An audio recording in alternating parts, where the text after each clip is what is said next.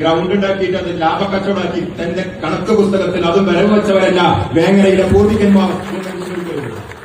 അങ്ങേക്ക് വേങ്ങരയിലൊന്ന് സഞ്ചരിച്ചാൽ മതി. വേങ്ങരയിലെ 10 സെന്റ് നിൽക്കുന്ന 1 ഏക്കർ ഭൂമി മാണിക്കൽ അബ്ദുൽ ഹാജി എന്ന് പറയുന്ന കരുണാകരനായ മനുഷ്യർ അവിടെ സർക്കാർ ആശുപത്രി നിൽക്കുന്നത്. വേങ്ങരത്തെ ബ്ലോക്ക് പഞ്ചായത്തിന്റെ ഓഫീസ് കെട്ടിടം നിൽക്കുന്നത് ഈ അബ്ദുൽ ഹാജി സൗജന്യമായിട്ട് കൊടുത്ത ഭൂമിയിലാണ്. വേങ്ങര പഞ്ചായത്തിന്റെ പ്രസിഡന്റ് കുഞ്ഞുട്ടേക്ക് ഇരിക്കുന്നുണ്ടല്ലോ അവിടെ.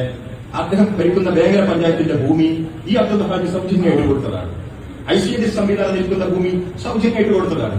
വില്ലേജ് ഓഫീസ് നിൽക്കുന്ന ഭൂമി ഒരാൾ സൗജന്യമായിട്ട് കൊടുത്തതാണ്. പോലീസ് സ്റ്റേഷൻ നിൽക്കുന്ന ഭൂമി ഒരാൾ സൗജന്യമായിട്ട് കൊടുത്തതാണ്. അങ്ങനെ കുറെ കരുണാകരമായ മനുഷ്യന്മാരുണ്ട് ഇവിടെ.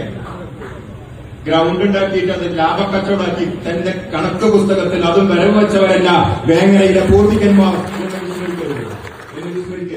അത് ലാഭക്കച്ചവടമാണ്, നല്ല ലാഭമാണ്.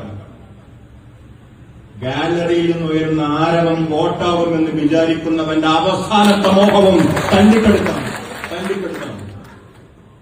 രാഷ്ട്രീയത്തെ ചെറുതായിട്ട് കടന്നുപോകും. രാഷ്ട്രീയത്തെ ഇങ്ങനെ നിസ്സാരമായിട്ട് കടന്നുപോകും.